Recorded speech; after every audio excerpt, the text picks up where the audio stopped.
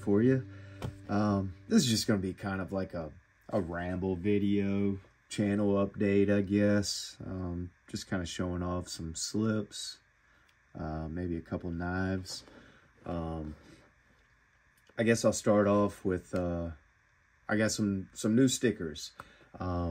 Anybody that had my previous stickers, you might realize that they were kind of large. They were the 4-inch stickers.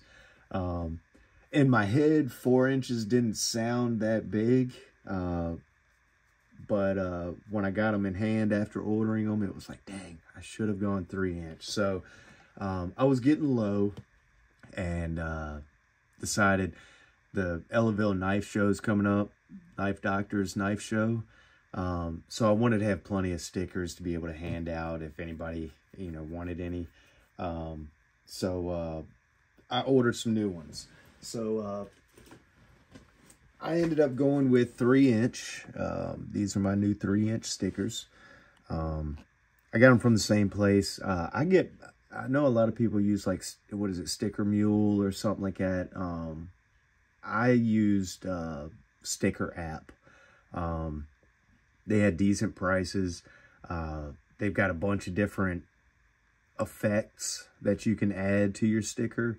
But they already had my image and all that stuff. So all I had to do was just go in and hit reorder, change the size, and that was it. So, but along with that, the 3-inch, I got, I guess you could say, kind of inspired by 865 Knives, Aaron.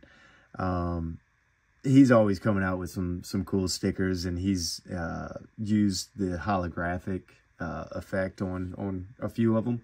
So I wanted to do that. I think they turned out pretty cool. I wasn't sure how they were going to look with the, you know, just the solid orange. But it actually turned out pretty cool, I think.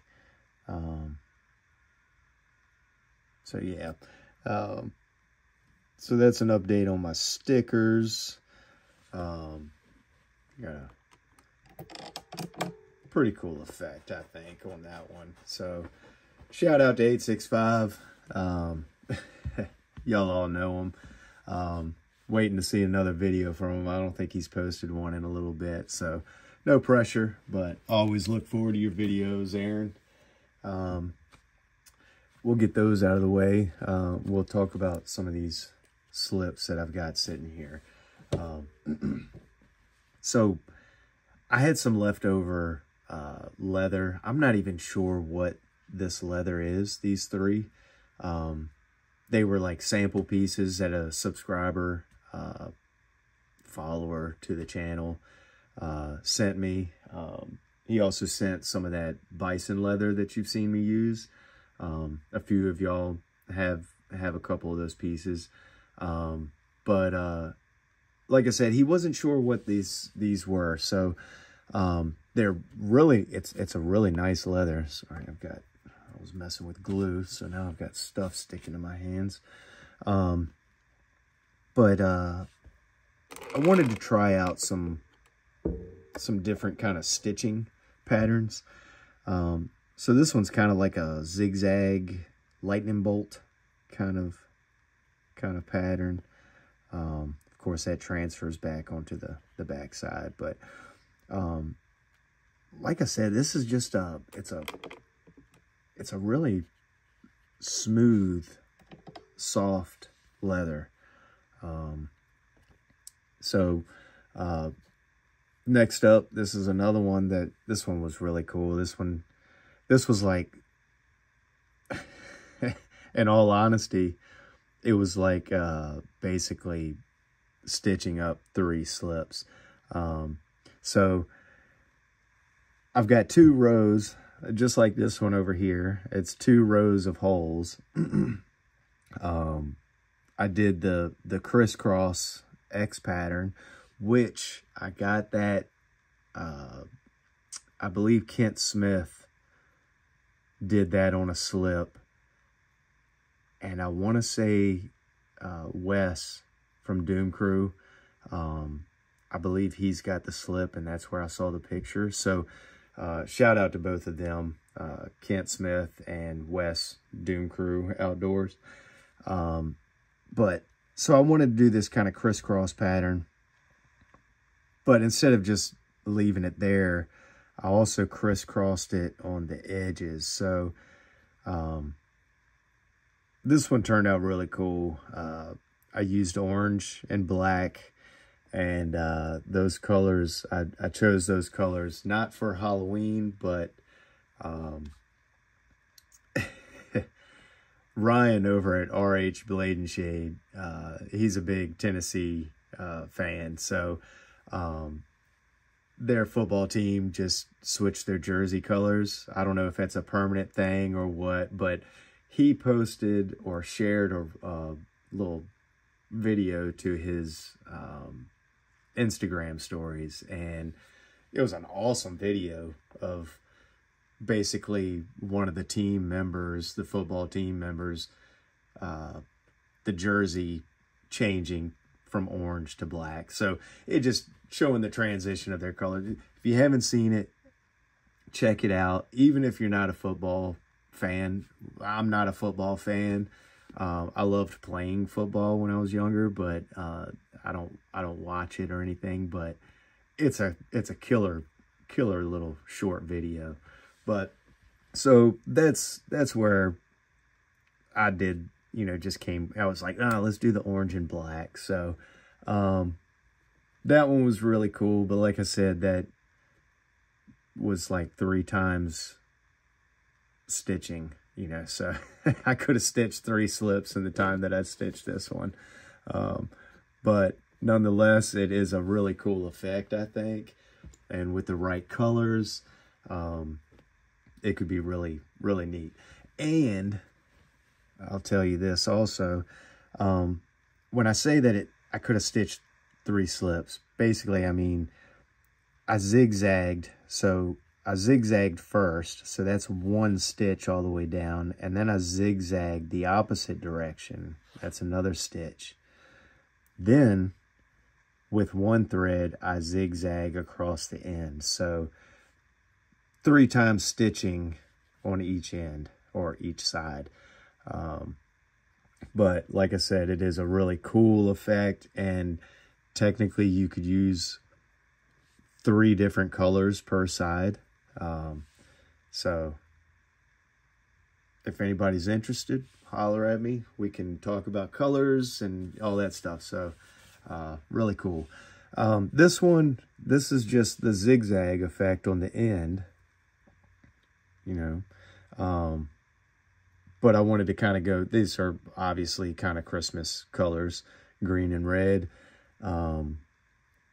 Just trying to mix it up with the colors and with the stitching. I don't know. I'm just trying to keep things a little fresh, if that makes any sense. But so those were 3 cool pieces. I still need to throw some lanyard, you know, leather and maybe a bead on those. But this one, I did put the matching kind of bead. So that kind of cool. Next up, we'll go to the last one. The knife, I bought this knife, Chris Geary. Oh man, now I'm gonna remember. I mean, forget your what is it? Upstate New York Collector, I think is that how it's worded? I'm sorry, Chris. I'll tag him. But he did a whatnot auction, just kind of a spur of the moment kind of thing. And I jumped on there. I was able to snag this rust lock. And I've never owned a rust. Oh man, I can't talk either. Never owned a rust lock. Here's the box. This is the Caribbean Blue saw cut, and that model number is 61953L, stainless steel. And to be honest with you, I'll be honest with everybody, I wasn't real crazy about that clip blade. And I know that they make a spear point or a drop point version. But once I got it in hand, it's classy. It's a real classy looking piece. I've seen Baxter blades. Andrew over there, he's got one or two he's showed off. And like I said, I just always looked at that clip blade and it just was kind of silly looking to me. But again, when you get it in hand, I mean, it's a comfortable piece. I mean, it would be a great like little bird and trout type knife if that's what you had. But it's just got a nice thin blade. You can, you know, kind of rest your finger up there for fine cuts. Again, liner lock. That's what the L stood for, and the model number. But as soon as I got this, and this has never happened before, so I gladly gave it to her. My wife loved this piece, and she wanted me to make her a slip for it. Now keep in mind, my wife is not a knife person. She always needs a knife, and she always asks me if I have a knife. I don't know why she asks if I have one, because I've usually got 4 or 5. But I've at least got 2 on me. But so anyways, I was like, take it. And she wanted me to make her a slip for it. So I kind of did, you know, kind of a saw cut kind of jig, I guess you'd kind of say. She wanted blue. She wanted kind of a matching stitch.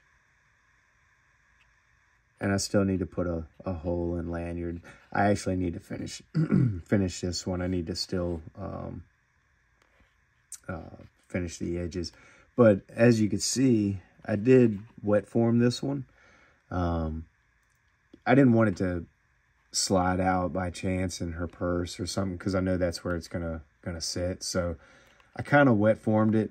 I recently bought a new vacuum sealer, so I've been experimenting with that. I'll show you something real quick that I'm making for my father. He wanted a new sheath, so I'm making a 112 sheath for him. Of course, this is you know, molded, wet formed. I'll cut all this excess off here. It still needs to dry, but I didn't want it to be too tight, because he was really concerned about that. He didn't want it to be too tight. So I went ahead and cut it out of the bag after, I don't know, maybe about 12 hours. So now I'm just letting it air dry now. But so you'll be seeing this very shortly, once I finish putting it all together and dyeing it and all that good stuff. But as you can see, everything is all, you know, formed to the knife. So when he slides it in there, it won't have any issues, you know, holding it in place. So that'll be an exciting piece. Oh, my dog's barking at the mailman. So yeah, like I said, keep a lookout. That'll be coming very shortly. So yeah, I think that's about it, guys. Like I said, I just wanted to kind of show some things. I know this is kind of long, so I'm sorry. Feel free to skip through. Won't hurt my feelings at all. But thank y'all for watching, and I will catch y'all on the next one. And hopefully I will be seeing a lot of you, or most of you, at the knife show, the Ellaville Knife Show. So I look forward to that. Catch y'all next time. Have a good one. Peace.